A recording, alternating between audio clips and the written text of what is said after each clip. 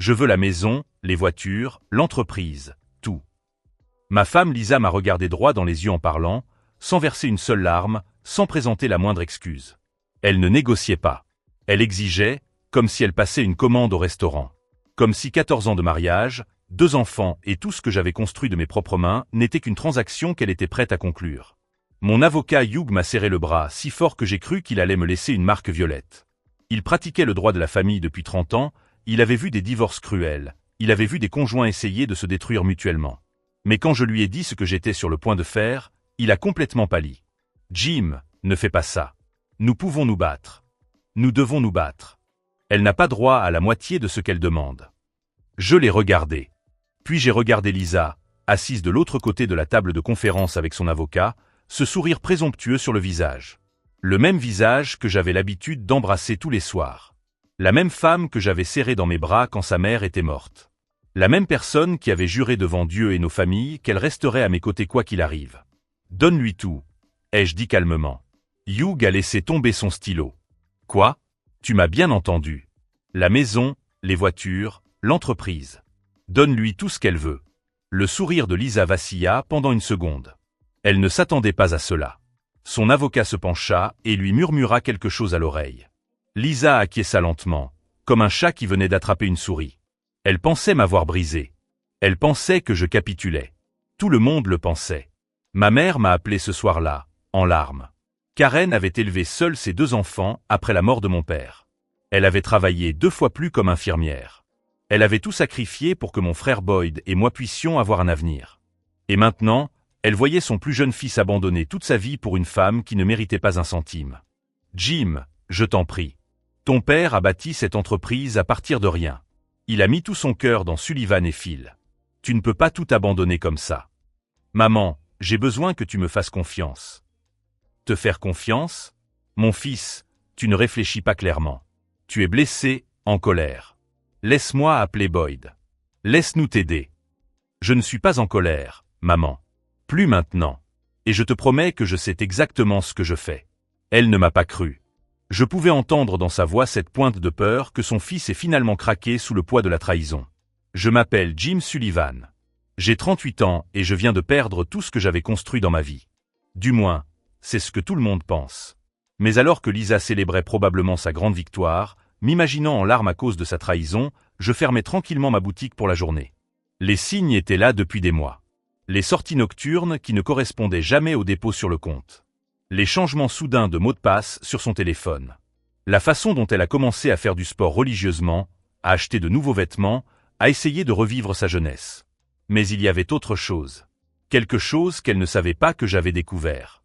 Quelque chose enfoui dans 3 ans de registres financiers qui transformerait sa victoire apparente en le plus grand piège qu'elle ait elle-même construit.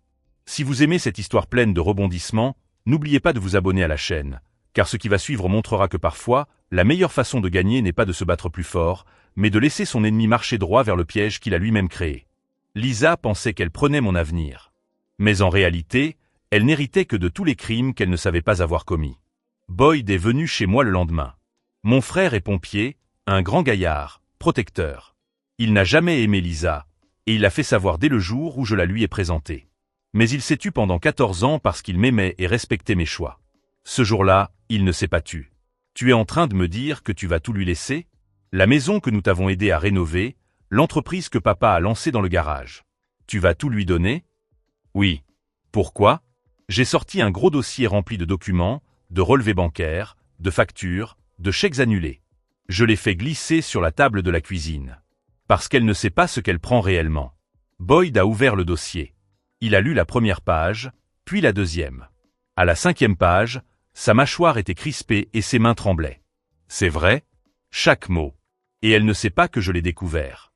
Elle ne s'en doute même pas. Il a fermé le dossier et m'a regardé. Pour la première fois depuis que ce cauchemar a commencé, il a souri. Petit frère, tu es peut-être l'homme le plus intelligent que j'ai jamais rencontré. Je vais vous raconter comment j'ai mis la main sur ce dossier. Comment j'ai découvert que ma femme ne se contentait pas de me tromper avec un autre homme, mais qu'elle me volait depuis 3 ans. Comment une découverte fortuite s'est transformée en preuve qui allait détruire complètement la vie qu'elle pensait construire à mes dépens. Tout a commencé un mardi de mars. J'avais un gros chantier prévu dans un complexe médical à l'est de la ville. Une nouvelle construction, 3 étages de plomberie. Cela devait me prendre toute la journée, mais l'entrepreneur général m'a appelé le matin et a repoussé le début des travaux d'une semaine. Quelque chose à propos de permis qui n'avait pas été délivré à temps. J'ai décidé de rentrer chez moi plus tôt. Peut-être pour faire une surprise à Lisa. Peut-être pour emmener les enfants manger une glace après l'école. Je me suis arrêté à une station-service et j'ai acheté ses fleurs préférées, des roses jaunes. Elle aimait quand je lui apportais des fleurs sans raison. Je suis entré dans le garage à midi. La voiture de Lisa était là, ce qui signifiait qu'elle était à la maison. Mais quand j'ai franchi la porte d'entrée, la maison était silencieuse. Trop silencieuse. Lisa, tu es là? Pas de réponse. J'ai posé les fleurs sur le comptoir de la cuisine et j'ai traversé le salon. Rien. Je me suis dit qu'elle faisait peut-être une sieste. Elle se plaignait de maux de tête ces derniers temps. Je suis monté à l'étage. La porte de la chambre était fermée. J'entendais quelque chose de l'autre côté. Des voix basses, étouffées. Mon cœur s'est mis à battre fort avant même que mon cerveau ne comprenne. Une partie de moi savait déjà ce que j'allais trouver. Une partie de moi le savait depuis des mois et refusait de l'accepter. J'ai poussé la porte et ils étaient là. Lisa et Vance Sodome dans mon lit, dans ma maison, dans la chambre où mes enfants dormaient au bout du couloir. Le temps s'est arrêté. Je ne pouvais plus respirer. Je ne pouvais plus bouger. Je suis resté là, debout, tenant un bouquet de roses jaunes, regardant les 2 personnes en qui j'avais le plus confiance au monde, enlacées comme si je n'existais pas. Lisa a crié. Vance s'est agité à la recherche de ses vêtements. Et quelque chose en moi s'est refroidi. Pas de colère, juste du froid, comme si quelqu'un avait versé de l'eau glacée dans mes veines. Jim, attends. Laisse-moi t'expliquer. Expliquer quoi, Lisa? Expliquer comment tu as fini au lit avec mon comptable. Expliquer depuis combien de temps cela se passe derrière mon dos. Elle a tiré le drap autour d'elle, comme si elle avait encore une certaine dignité à protéger. Ce n'est pas ce que tu penses. C'est exactement ce que je pense. Depuis combien de temps? Elle n'a pas répondu. Elle regarda Vance. Il boutonnait sa chemise, évitant mon regard. Depuis combien de temps? Demandai-je à nouveau. Vance finit par parler. Environ 1 an. 1 an? 12 mois? 52 semaines de mensonges, de sourires à ma table, de poignées de main et de réunions d'affaires, prétendant être mon ami pendant qu'il couchait avec ma femme. Sortez de chez moi, ai-je dit à Vance. Jim, discutons entre adultes, a répondu Vance en se dirigeant vers la porte. Les affaires sont les affaires. Je lui ai barré le passage. Les affaires? Vous appelez ça les affaires? Vous avez dîné avec ma famille à Thanksgiving. Tu as pris mon fils dans tes bras. Tu m'as regardé dans les yeux chaque semaine et tu m'as menti effrontément. Je pense que tu exagères. Je l'ai attrapé par le col et l'ai poussé contre le mur. Je ne suis pas un homme violent. Je n'ai jamais donné un coup de poing de rage de toute ma vie. Mais à ce moment-là, j'avais envie de le briser en 2.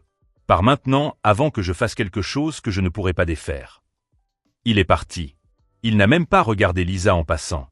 Lisa s'est mise à pleurer. Vraies larmes ou fausses larmes, je ne pouvais plus faire la différence. Jim, s'il te plaît. J'étais seul. Tu n'es jamais à la maison. Tu ne fais pas attention à moi. J'avais besoin de quelqu'un qui me fasse sentir désiré. J'ai travaillé 70 heures par semaine pour te donner tout ce que tu as demandé. La maison, les voitures, les vacances. Et c'est comme ça que tu me remercies. Peut-être que si tu étais plus présent, peut-être que si tu faisais plus d'efforts. Faire plus d'efforts.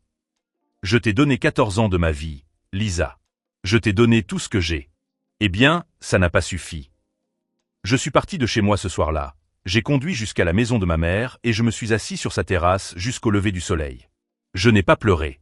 Je n'ai pas crié. Je suis juste resté assis là, essayant de comprendre comment j'avais pu passer à côté de quelque chose d'aussi évident pendant si longtemps. Mais la trahison n'était que le début.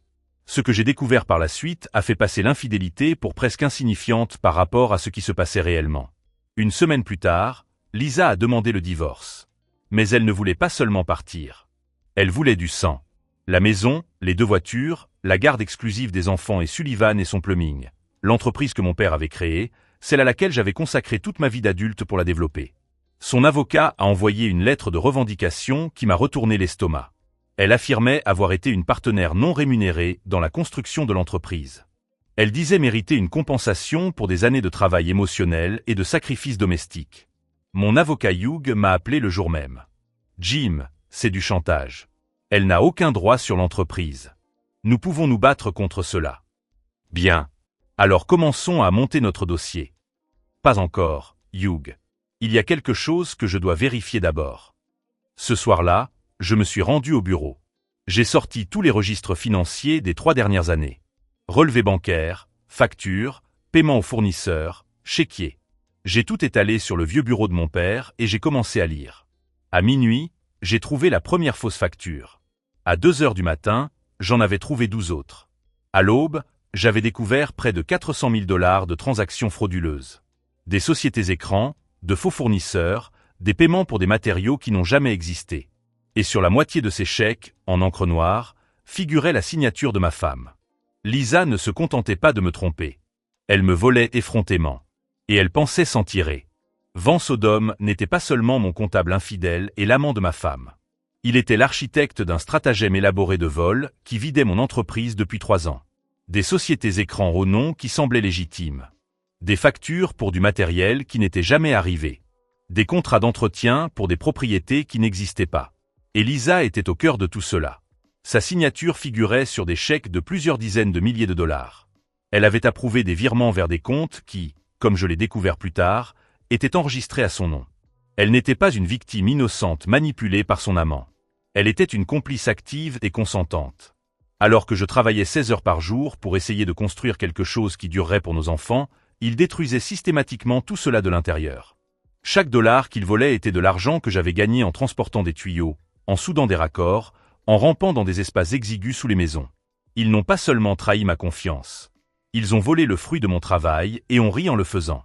Assis dans la cuisine de ma mère le lendemain matin, le dossier étalé devant moi, je n'ai pas ressenti de colère. J'ai ressenti quelque chose de beaucoup plus puissant. J'ai ressenti de la clarté. Tout le monde pensait que j'étais brisé parce que j'allais la laisser prendre l'entreprise. Ils n'ont pas compris que parfois, la meilleure façon de gagner n'est pas de se battre plus fort. C'est de faire un pas de côté et de laisser son ennemi marcher droit vers le piège qu'il s'est lui-même tendu. Lisa voulait Sullivan et Phil. Parfait. Qu'elle le prenne. Avec tous les crimes qui vont avec. Ce qu'elle ne savait pas, c'est que j'étais déjà en train de monter un dossier qui non seulement récupérerait chaque centime volé, mais garantirait qu'elle passerait les prochaines années de sa vie à payer pour chaque décision égoïste qu'elle avait prise. La vraie question n'était pas de savoir si elle serait prise. C'était de savoir combien d'années de prison elle passerait quand la vérité finirait par éclater. Boyd est arrivé à mon appartement ce matin-là, encore imprégné de l'odeur de la fumée d'un incendie qu'il avait combattu pendant la nuit. Mon frère aîné a toujours été ma boussole morale. Lorsque notre mère faisait des doubles gardes à l'hôpital, c'est Boyd qui m'a appris à changer un pneu, à donner mon premier coup de poing et à ne jamais baisser la tête devant personne. Mais lorsque je lui ai montré le dossier contenant les preuves de la fraude, j'ai vu dans ses yeux quelque chose que je n'avais jamais vu auparavant. Une véritable peur pour mon avenir. Jim, tu dois dénoncer cela immédiatement. C'est un crime fédéral. 400 000 $, ce n'est pas de la petite monnaie. Je ne peux pas, Boyd. Pas encore. Pourquoi diable? Je lui ai expliqué mon plan. Si je dénonçais Lisa maintenant, elle trouverait un moyen de s'en sortir. Elle rejetterait toute la responsabilité sur Vance. Elle détruirait les preuves. Elle engagerait des avocats coûteux qui transformeraient la situation en une bataille juridique qui durerait des années, pendant qu'elle cacherait l'argent volé. Mais si je la laisse prendre l'entreprise lors du divorce, elle héritera de tous les crimes. Boyd acquiesça lentement. C'est risqué, mon frère. La vie est risquée. Papa disait toujours qu'un homme intelligent n'est pas celui qui ne se fait jamais frapper. C'est celui qui laisse son adversaire se fatiguer à frapper avant de porter le coup final. Lisa ne perdait pas de temps. 2 semaines après avoir découvert la trahison, elle avait engagé Richardson et Associates, un cabinet d'avocats connu pour détruire les hommes dans les divorces. Patricia Richardson avait une réputation sinistre. Non seulement elle gagnait les procès, mais elle anéantissait complètement la vie financière des maris. Le premier coup est venu sous la forme d'une ordonnance judiciaire temporaire. Lisa a affirmé que j'étais émotionnellement instable et potentiellement dangereux après avoir découvert l'adultère. Sur cette base, elle a obtenu une ordonnance de protection m'interdisant de m'approcher de la maison ou de mes propres enfants. « Papa, pourquoi je ne peux pas rentrer à la maison ?» a demandé Maisie lors de notre première visite supervisée dans un McDonald's. Elle n'avait que 11 ans, mais ses yeux reflétaient déjà la confusion d'une enfant forcée de grandir trop vite. « C'est temporaire, ma princesse. Maman et papa sont en train de régler des problèmes d'adultes. » Théo, 8 ans, était plus préoccupé par le jouet du Happy Meal. Mais de temps en temps, Il me regardait avec cette expression sérieuse qui me rappelait moi-même à son âge. « Tu vas revenir à la maison, papa ? » « Je ferai de mon mieux, champion. » La vérité, c'est que je n'en savais rien. Lisa jouait sale depuis le début, et chacun de ses gestes était calculé pour me détruire émotionnellement avant même que nous arrivions au tribunal. Le deuxième coup est venu une semaine plus tard. Lisa avait fait réaliser un audit indépendant de l'entreprise et avait découvert de graves irrégularités dans les comptes. Elle utilisait les mêmes preuves de fraude qu'elle avait contribué à créer pour prétendre que j'étais un homme d'affaires incompétent qui avait mis en péril l'avenir financier de la famille. Elle réécrit l'histoire, m'a dit Hugh lors de notre réunion d'urgence. Elle se présente comme la victime d'un mari irresponsable qui a failli détruire l'entreprise familiale. Et ça marche. Le juge prend ces allégations au sérieux. Si nous ne contestons pas cela de manière agressive, tu risques de perdre non seulement l'entreprise, mais aussi toute chance d'obtenir la garde partagée des enfants. C'était génial, d'une manière tordue. Lisa utilisait ses propres preuves de crime comme preuve de mon incompétence. Elle transformait 3 années de vol systématique en un récit où elle était l'héroïne qui tentait de sauver la famille d'un mari raté. Mes nuits sont devenues une sombre routine faite de plats chinois à emporter et de planification juridique dans l'appartement que j'avais loué à l'autre bout de la ville. C'était un petit endroit meublé qui sentait la cigarette du locataire précédent. Les murs fins laissaient passer le son de la télévision des voisins et les cris des disputes du couple de l'étage supérieur. Ma mère venait dîner avec moi le mercredi. Karen Sullivan a élevé seule ses 2 enfants après que mon père soit décédé d'un cancer quand j'avais 16 ans. Elle avait des mains d'infirmière, fermes, douces, capables de soigner presque toutes les blessures. Mais il n'y avait pas de pansement pour ce qui m'arrivait. « Tu maigris », m'a-t-elle dit un de ces mercredis, en remuant le riz que j'avais à peine touché. « Je vais bien, maman. »« Non, tu ne vas pas bien.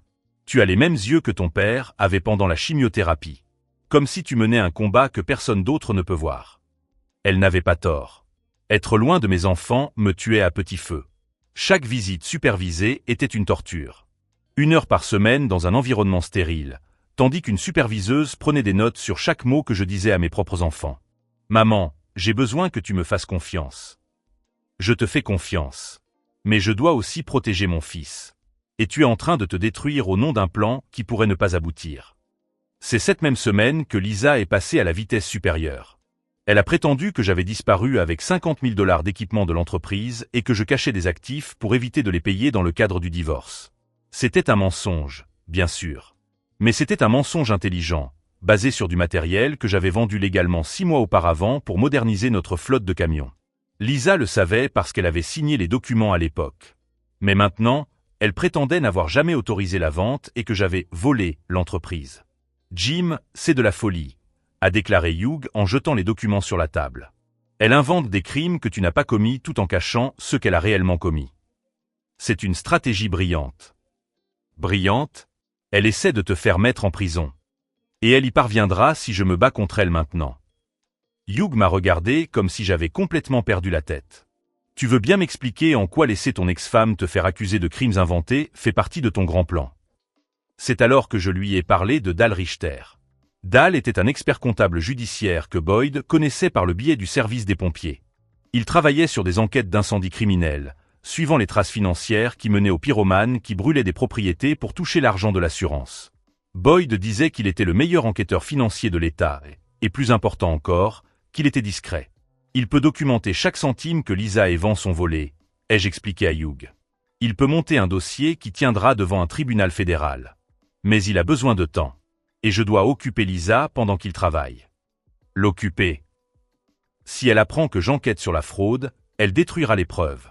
Elle transférera l'argent vers des comptes offshore. Elle disparaîtra avec tout avant que nous puissions l'arrêter. Mais si elle pense m'avoir détruit, si elle pense avoir gagné, elle devient confiante et négligente. Exactement. Chaque mensonge qu'elle raconte au tribunal est une preuve supplémentaire de mauvaise foi. Chaque fausse allégation est une munition supplémentaire pour le moment où il faudra renverser la situation.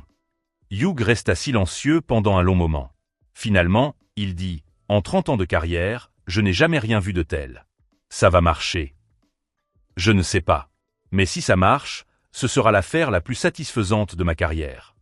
Ce soir-là, j'ai appelé Dal Richter. Nous nous sommes retrouvés dans un café du centre-ville, loin de tout endroit où Lisa aurait pu nous voir. Dal était un homme discret, la cinquantaine, avec des lunettes de lecture et un bloc-notes jaune. Il n'avait pas l'air très impressionnant, mais Boyd m'avait assuré qu'il était le meilleur. J'ai passé 3 heures à lui raconter toute l'histoire. Je lui ai montré chaque document, chaque relevé bancaire, chaque chèque frauduleux. Dal a posé des questions précises, pris des notes minutieuses, sans jamais donner son avis sur quoi que ce soit. Quand j'ai eu fini, il a fermé son bloc-notes et m'a regardé par-dessus ses lunettes. « Monsieur Sullivan, vous avez là un dossier très solide. Il ne s'agit pas d'un vol amateur. Il s'agit d'un détournement de fonds systématique. Votre femme et votre comptable mènent une opération coordonnée depuis au moins 36 mois. Quelles sont mes options? Nous pouvons engager des poursuites civiles et les poursuivre tous les deux pour dommages et intérêts. Mais étant donné l'ampleur de l'affaire, je vous recommanderais de vous adresser aux autorités fédérales. Le fisc fédéral dispose d'une division des enquêtes criminelles qui traite ce type d'affaires. La fraude électronique à elle seule peut être punie de 20 ans de prison. Comment procédons-nous? Je soumets mes conclusions au fisc. Ils ouvrent une enquête. Cela se fait en toute discrétion. Personne n'est au courant jusqu'à ce qu'ils soient prêts à procéder aux arrestations. Et si ma femme prend le contrôle de l'entreprise avant que cela n'arrive? Dal a souri pour la première fois depuis que nous nous étions assis. Alors elle assumera l'entière responsabilité légale de tout ce que l'entreprise a fait. Chaque transaction frauduleuse, chaque fausse facture, chaque dollar qui a disparu. Tout deviendra sa responsabilité légale. Je lui ai serré la main et j'ai quitté le café en ressentant quelque chose que je n'avais pas ressenti depuis des mois. De l'espoir. Les semaines qui ont suivi ont été les plus difficiles de ma vie. J'ai dû faire semblant. J'ai dû assister à des médiations et agir comme un homme vaincu. J'ai dû regarder Lisa sourire et se vanter pendant que son avocat énumérait ses demandes les unes après les autres. Mon propre avocat pensait que je faisais une dépression nerveuse. Jim, je t'en supplie. Laisse-moi me battre. Nous avons des arguments pour contester chacune de ces demandes. Non, Hugh. Nous acceptons ces conditions. La maison? Donne-la lui. Les véhicules? Donne-les leur. L'entreprise que ton père a bâtie? Tout? Tout. Hugh jeta son stylo sur la table. En 30 ans de carrière, je n'ai jamais vu un homme aussi déterminé à se détruire. Je ne me détruis pas, Hugh. Je prépare un piège. Il m'a regardé longuement. Que sais-tu que j'ignore? Rien qui doive t'inquiéter pour l'instant. Fais-moi confiance. Le moment venu, tout s'éclaircira. Dal travailla pendant 2 semaines, documentant chaque transaction frauduleuse, traçant chaque faux fournisseur, établissant une chronologie du vol. Lorsqu'il eut terminé, il me rappela à la cafétéria. « Monsieur Sullivan, lorsque j'ai dit que votre dossier était solide, j'étais prudent. Cela va au-delà du détournement de fonds. Il s'agit de blanchiment d'argent, d'évasion fiscale, de fraude électronique. Votre femme et votre comptable risquent des dizaines d'années de prison. Vous avez saisi le fisc? Hier après-midi. Ils vont ouvrir une enquête la semaine prochaine. Combien de temps? Pour les arrestations? Peut-être 2 mois. Ils vont vouloir monter un dossier en béton. 2 mois. Assez de temps pour que Lisa reprenne l'entreprise, signe tous les papiers, devienne légalement responsable de chaque crime qu'elle ne savait pas avoir commis. Je suis sorti de ce café en sachant que la partie avait complètement changé. Lisa pensait qu'elle était en train de gagner. Elle pensait m'avoir tellement brisé que je ne pouvais même plus me battre. Elle n'avait aucune idée que chacune de ses victoires construisait sa propre prison. Et que bientôt, très bientôt, les murs de cette prison se refermeraient autour d'elle pour toujours. La question n'était plus de savoir si elle serait emprisonnée. Mais combien d'années elle passerait derrière les barreaux lorsque la vérité finirait par éclater. Dal Richter a travaillé comme chirurgien financier pendant les 15 jours suivants. Chaque matin à 7 heures, il arrivait au bureau improvisé que nous avions installé dans un entrepôt que mon cousin louait de l'autre côté de la ville. Loin des regards indiscrets, loin de tout endroit où Lisa aurait pu nous voir. J'arrivais après les heures de bureau, lorsque les rues étaient désertes, transportant des boîtes de documents que j'avais empruntées aux archives de l'entreprise pendant mes dernières semaines officielles à la tête de celle-ci. 3 ans de preuves criminelles éparpillées sur des tables pliantes sous des néons vacillants. Chaque société fantôme a un schéma type, m'expliqua Dalin de ces soirs-là, en me montrant une chronologie qu'il avait affichée au mur. Vance a créé 16 entités différentes en 36 mois. Certaines n'ont duré que quelques semaines. D'autres ont fonctionné pendant près d'1 an. Comment a-t-il réussi à passer inaperçu pendant si longtemps? Grâce à son génie pervers. Il n'a jamais volé de grosses sommes d'un seul coup. Toujours des montants qui semblaient raisonnables pour une entreprise de la taille de la sienne. 15 000 ici, 25 000 là. Des montants que vous approuviez sans poser de questions parce que vous lui faisiez confiance. Dal a montré un graphique qu'il avait créé. La ligne rouge représentait l'argent sortant de l'entreprise. La ligne bleue indiquait les dates auxquelles Lisa avait signé les autorisations. Les deux lignes se superposaient avec une précision mathématique. Votre femme n'était pas une victime innocente, Jim. Elle était une complice active. Regardez ces dates. Elle a signé des autorisations de paiement pour du matériel qui n'a jamais été livré. Des services qui n'ont jamais été fournis. Dans certains cas, pour des entreprises qui n'existaient même pas lorsqu'elle a signé les chèques. Pendant que Dal construisait le dossier qui allait détruire Lisa, je continuais à jouer le rôle de l'homme brisé. J'arrivais aux médiations les épaules voûtées, acceptant chaque demande absurde que son avocat présentait. « Jim, tu as droit à la moitié des biens matrimoniaux », m'a rappelé Hugh lors d'une de ces séances tortueuses. « Tu ne peux pas simplement tout abandonner. »« Je peux et je le ferai. La pension alimentaire qu'elle demande est supérieure à ce que tu gagnes par mois. » J'accepte. La garde des enfants. Laisse-lui ce qu'elle veut. De l'autre côté de la table, Lisa souriait comme un chat qui aurait découvert un nid de canaris. Son avocat, Richardson, semblait sincèrement perplexe face à ma passivité, mais il ne remettait pas en question une victoire aussi facile. Le plus difficile n'était pas de feindre la défaite. C'était de rester loin de mes enfants pendant que le plan se déroulait. Les visites supervisées chez McDonald's sont devenues mon seul lien avec Maisie et Théo, et chaque rencontre me déchirait le cœur. « Papa a l'air triste », a dit Théo lors d'une de ses visites, en se barbouillant les mains de ketchup alors qu'il essayait de manger ses frites. « Je vais bien, champion. Papa est juste en train de régler quelques affaires d'adultes. Maman a dit que tu avais fait de mauvaises choses avec l'argent. » Maisie a donné une tape sur le bras de son frère. « Théo, tu ne peux pas parler de ça. »« Tout va bien, » ai-je dit en m'agenouillant à leur hauteur. « Vous pouvez me demander n'importe quoi. Et je vous promets que quand tout cela sera terminé, vous comprendrez que papa n'a jamais rien fait de mal. Si vous suivez cette histoire et espérez que la vérité prévale, n'oubliez pas de vous abonner à la chaîne, car ce qui va suivre montrera que parfois, la patience est l'arme la plus puissante qui soit. Lisa ne se préparait pas seulement à prendre tout ce que j'avais construit. Elle prévoyait de m'humilier complètement dans le processus. Le troisième coup est venu 3 semaines avant l'audience finale. Elle avait engagé un détective privé pour documenter mon comportement instable. Le détective m'a suivi pendant 1 semaine, photographiant chacun de mes mouvements. Il m'a surpris en train d'acheter de la bière au supermarché, preuve d'un éventuel alcoolisme. Il m'a surpris assis seul dans le parc où j'avais l'habitude d'emmener les enfants, preuve d'un comportement obsessionnel et potentiellement dangereux. Le rapport que Richardson a présenté au tribunal dressait le portrait d'un homme au bord de la crise de nerfs. Quelqu'un qui représentait un danger pour lui-même et potentiellement pour ses enfants. Ils essaient de te faire passer pour instable afin de justifier le refus total de la garde, m'a expliqué Hugh en jetant le rapport sur la table entre nous. Si nous ne nous battons pas, tu risques de perdre complètement le droit de voir Maisie et Théo. Je ne me battrai pas. Jim. Hugh, fais-moi confiance. Dans 6 semaines, tout cela n'aura plus aucune importance. Mais il devenait de plus en plus difficile pour mon entourage de me faire confiance. Ma mère a cessé de me rendre visite chaque semaine parce qu'elle ne supportait plus de me voir sans pleurer. Boyd venait à mon appartement tous les soirs après son service, m'apportant de la nourriture que je touchais à peine et essayant de me convaincre de me battre. « Tu la laisses te détruire vivant », m'a-t-il dit un de ces soirs, en me regardant tripoter mon assiette de nourriture chinoise sans rien manger. Je ne suis pas détruit. Je suis stratégique.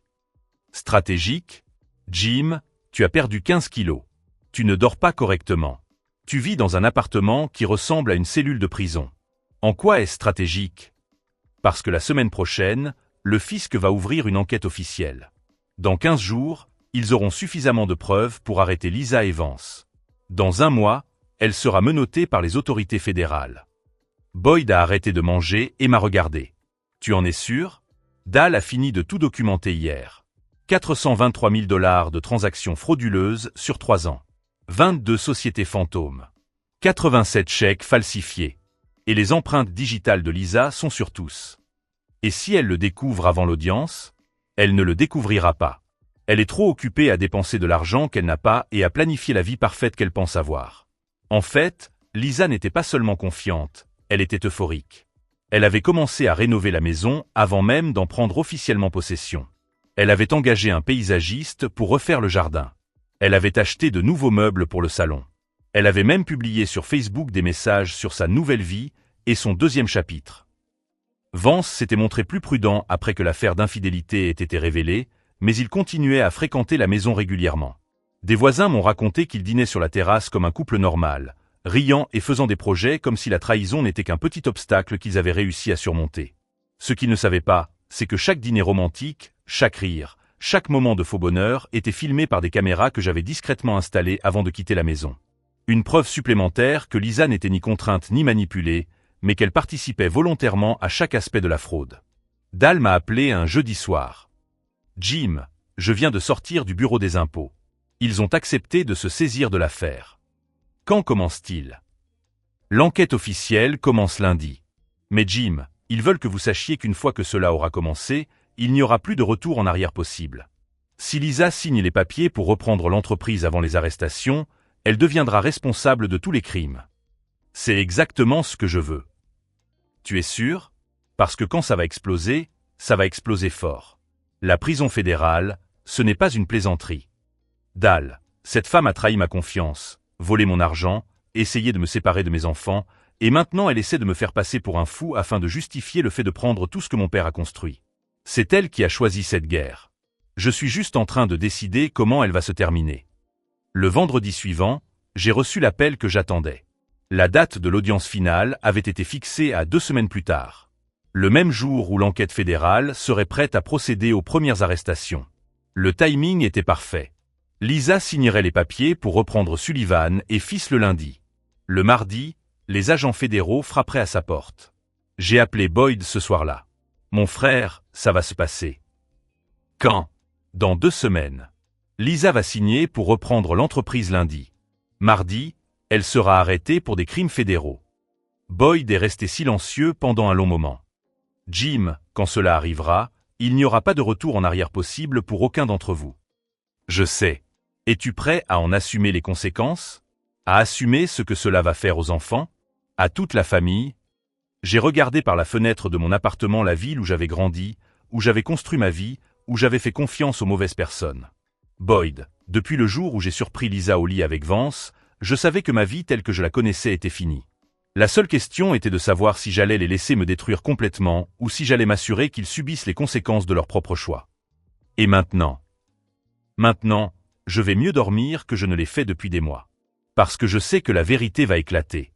Et quand elle éclatera, ce sera avec la force d'un ouragan. Le lendemain matin, pour la première fois depuis des semaines, je me suis réveillé sans cette lourdeur sur la poitrine. Le jeu touchait à sa fin. Et pour la première fois depuis le début, je savais avec certitude que j'étais du côté des gagnants. Lisa pensait qu'elle était sur le point d'hériter d'un empire. En réalité, elle était sur le point d'hériter d'une condamnation fédérale qui allait changer sa vie à jamais. La seule question était maintenant de savoir si elle serait assez forte pour affronter les conséquences de sa propre cupidité. L'audience finale a eu lieu un jeudi froid d'octobre. Je me suis réveillé à 5 heures du matin, comme d'habitude. Les vieilles habitudes ne disparaissent pas simplement parce que votre vie s'écroule. J'ai pris ma douche, je me suis rasé et j'ai enfilé ma chemise bleue la plus propre. Pas un costume, je n'en ai jamais eu, juste une chemise simple que Maisy m'avait offerte pour la fête des pères 2 ans auparavant. Je me suis regardé longuement dans le miroir. J'avais l'air fatigué, plus vieux que mes 38 ans, mais sous la fatigue, il y avait autre chose. Quelque chose de ferme. Quelque chose de calme. Aujourd'hui était le grand jour. La salle d'audience était plus petite que je ne l'avais imaginé. Des panneaux de bois, des néons, un drapeau américain pendu tristement dans un coin. Ça sentait le vieux papier et le café réchauffé. Lisa était déjà là quand je suis entré. Assise à la table du plaignant avec Richardson, son avocat à $400 de l'heure qui avait la réputation de démolir les hommes au tribunal. Lisa était magnifique. Elle l'était toujours quand elle voulait quelque chose. Des cheveux parfaits, un maquillage impeccable, un blazer couleur crème qui coûtait probablement plus cher que le paiement de ma camionnette. Elle m'a souri quand elle m'a vu. Ce sourire froid et victorieux que je connaissais si bien. Je lui ai fait un signe de tête et je me suis assis à côté de Hugh. Il avait l'air d'un homme se rendant aux funérailles de son meilleur ami. Dernière chance, Jim. Je peux encore m'opposer à ces conditions. Non, Hugh. On suit le plan. Quel plan? Tu lui donnes tout. Fais-moi confiance. La juge est entrée. Une femme âgée nommée Harris, aux cheveux gris et au regard perçant. Elle avait vu des milliers de divorces. Le nôtre n'était qu'un dossier de plus sur son bureau. Elle a lu les termes de l'accord à haute voix. La maison située au 412 Maple Street transférée à Lisa Sullivan. Le pick-up Ford de 2021 et le Honda Pilot de 2022 transférés à Lisa Sullivan. La propriété complète de Sullivan et son plumbing, y compris tous les actifs, contrats, équipements et comptes financiers transférés à Lisa Sullivan. Tous les actifs et passifs. Ces mots flottaient dans l'air comme de la fumée. Monsieur Sullivan, comprenez-vous et acceptez-vous ces conditions? Je comprends, votre honneur. Et vous concluez cet accord de votre plein gré, sans contrainte. Oui, votre honneur. Hugh bougea à côté de moi. Je pouvais sentir sa frustration rayonner comme de la chaleur. La juge fit glisser les documents sur le comptoir. Très bien. Signez là où indiqué. Je me levai, marchai jusqu'au comptoir, pris le stylo. Lisa m'observait avec un plaisir à peine dissimulé. Elle pensait m'avoir brisé si complètement que je n'avais même plus la force de me battre. Je signai mon nom sur chaque page. Main ferme, signature claire, sans hésitation. Quand j'eus terminé, je me retournai et regardai Lisa une dernière fois. Elle était déjà en train de chuchoter à l'oreille de son avocat, probablement en train de planifier comment dépenser l'argent qu'elle pensait toucher.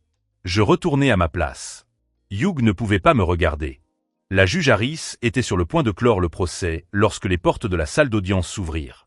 2 hommes entrèrent. Costume sombre, visage sérieux, insignes fédéraux visibles à la ceinture. L'un d'eux portait une enveloppe en papier craft. Toute la salle d'audience se tut. Le premier agent se dirigea directement vers Richardson, l'avocat de Lisa. Il lui remit l'enveloppe sans dire un mot. Richardson l'a ouvert. J'ai vu son visage changer. Sa confiance s'est évaporée comme l'eau d'un tuyau cassé. Sa peau est devenue pâle. Ses mains tremblaient légèrement pendant qu'il lisait. Lisa s'est penchée vers lui. Qu'y a-t-il? Qu'est-ce qui ne va pas? Richardson s'est tourné vers elle. Il s'est penché et lui a murmuré 5 mots. Van Sodom a été arrêté. Pendant un instant, Lisa ne réagit pas. Elle le regarda simplement comme s'il parlait une langue étrangère. Puis elle lui arracha le document des mains. Je vis ses yeux parcourir la page. Je vis la couleur disparaître de son visage. Je vis ses lèvres se mettre à trembler. Le document était un acte d'accusation fédérale. Fraude électronique, détournement de fonds, évasion fiscale, complot en vue de commettre des crimes financiers. 2 noms figuraient sur la liste des accusés.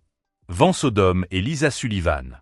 Lisa se leva si vite que sa chaise tomba en arrière. Non, non, ce n'est pas vrai. C'est une erreur. La juge Harris a frappé son marteau. Madame Sullivan, veuillez vous calmer. Vous ne comprenez pas. Je n'ai rien fait. C'était Vance. Il s'occupait de l'argent. Je ne faisais que signer ce qu'il me disait de signer. L'agent fédéral s'est avancé. Madame, vous avez le droit de garder le silence. Tout ce que vous direz pourra être et sera utilisé contre vous devant le tribunal. Lisa se tourna vers moi. Son sang-froid parfait vola en éclats. Son mascara coulait sur ses joues. Sa voix se transforma en cri. C'est toi qui as fait ça. Tu m'as piégé. Tu savais. Je ne dis pas un mot. Je restais assis là, les mains jointes sur la table, et je la regardais. Tu m'as donné l'entreprise parce que tu savais qu'elle était empoisonnée. Tu m'as laissé tout prendre pour que je sois coupable. Tu as tout planifié. La juge Harris a de nouveau frappé son marteau. Silence. Je veux du silence dans cette salle d'audience. Mais Lisa n'écoutait pas. Elle s'est jetée sur moi. L'huissier l'a rattrapée avant qu'elle n'ait fait 3 pas. Je vais te détruire, Jim. Je le jure devant Dieu, je vais te détruire pour ça. Je me suis levé lentement, j'ai boutonné ma veste et je l'ai regardé droit dans les yeux. Tu as déjà essayé, Lisa. Tu as essayé pendant 3 ans. Mais le problème quand on construit une vie sur des mensonges, c'est qu'à un moment donné, les fondations se fissurent et tout s'écroule. Le huissier l'a escortée hors du tribunal. Elle criait encore mon nom lorsque les portes se sont refermées derrière elle. Hugh s'est assis à côté de moi, silencieux et stupéfait. Finalement, il a dit. Tu savais depuis le début. Oui. Pourquoi ne m'as-tu rien dit? Parce que j'avais besoin que ce soit réel, Hugh. J'avais besoin qu'elle croie qu'elle avait gagné. J'avais besoin qu'elle prenne possession de cette entreprise en y apposant sa signature, car à partir de ce moment-là, elle devenait légalement responsable de tous les crimes commis en son nom. Hugh poussa un soupir et secoua la tête. En 30 ans de carrière, je n'ai jamais rien vu de tel. Je lui serrai la main et quittai le tribunal. Le soleil brillait dehors. C'était la première fois que je le remarquais depuis des semaines. Ce que Lisa ignorait jusqu'à ce moment-là, c'est que pendant qu'elle planifiait ma destruction totale, j'avais passé des mois à monter méticuleusement un dossier qui non seulement récupérerait chaque centime volé, mais garantirait également qu'elle et Vance subiraient toutes les conséquences fédérales de leur choix. Dal Richter avait fait plus que documenter la fraude. Il avait retracé chaque virement bancaire, chaque société écran, chaque signature falsifiée. Le fisc avait monté un dossier si solide qu'il n'y avait aucune défense possible. Et maintenant, Lisa n'était plus seulement mon ex-femme infidèle. Elle était une criminelle fédérale condamnée qui venait d'hériter de la responsabilité légale de 423 000 $ de crimes financiers. La question n'était plus de savoir si elle irait en prison. Il s'agissait désormais de savoir combien d'années elle passerait derrière les barreaux lorsque tous les crimes dont elle venait d'assumer la responsabilité seraient jugés par le tribunal fédéral. 6 mois plus tard, Vance purgeait une peine de 18 mois dans une prison fédérale. Lisa a été condamnée à 3 ans de probation et au remboursement intégral des 423 000 $. La maison a été saisie, les voitures reprises, Sullivan et fils dissoute. J'ai reconstruit avec Sullivan plomberie, plus petite, plus propre, rien qu'à moi. Mon équipe est revenue. Je préfère travailler pour un homme honnête et gagner moins que pour un voleur et gagner plus, a déclaré Danny, mon plombier en chef. Les enfants restent avec moi 15 jours par mois maintenant. Maisy m'a demandé si je détestais sa mère. Non, princesse. La haine pèse trop lourd. Ta mère a fait de mauvais choix, mais la détester ne changera rien. Boyd vient tous les dimanches. Nous nous asseyons sur la terrasse de ma mère, buvons de la bière et regardons le coucher du soleil. Papa serait fier, m'a dit ma mère en regardant l'enseigne de la nouvelle entreprise. Lisa voulait tout. Je lui ai donné exactement cela. Chaque mensonge, chaque dollar volé, chaque conséquence qu'elle méritait. Si cette histoire vous a touché, abonnez-vous à la chaîne. Nous avons d'autres histoires de personnes qui ont découvert que la vérité finit toujours par triompher. Je m'appelle Jim Sullivan. J'ai tout perdu et j'ai retrouvé mon intégrité.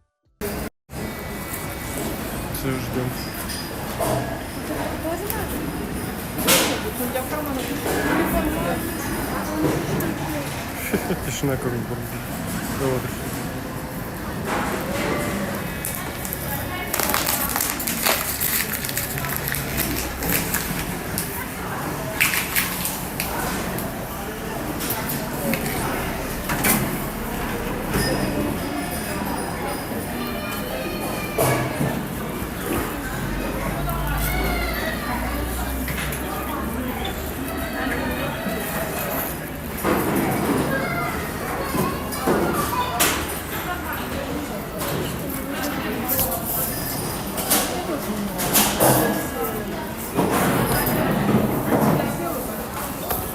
Блин. О, 160 онлайн. Опа, рекорд.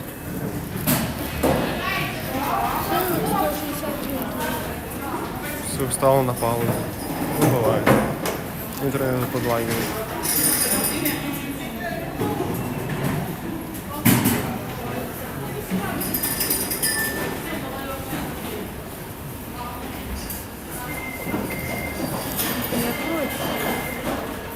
Куда телефон ложить? Наверное, надо будет включать, да? Ну да. Вы не знаете, Берем рекорд.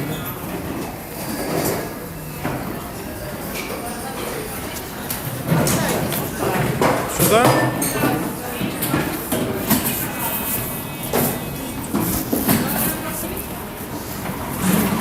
Для инвалидов. даже чемодан можно? Телефон. Телефон. Давай.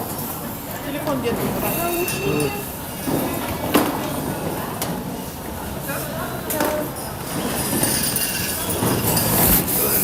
Телефон.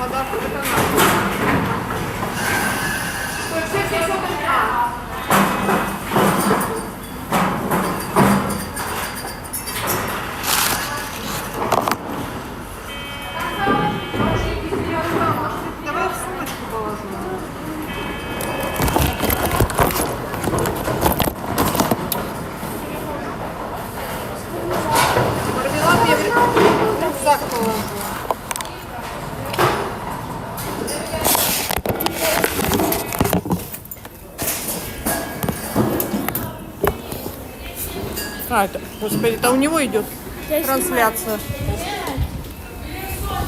Куда его ставить? Сюда? Стоп.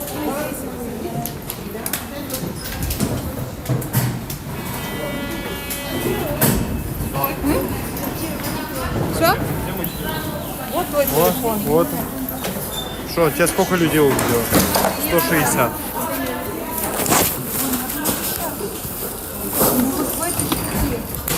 Вот в этой штуке. Портфель ты взяла? Мам, портфель взяла? Кого? Портфель. Да. У нас один только? Смотрим, либо обнули, либо... Все нормально.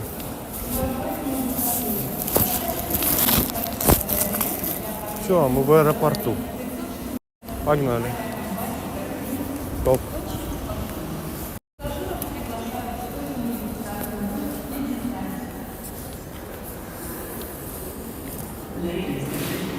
Бизнес-класс.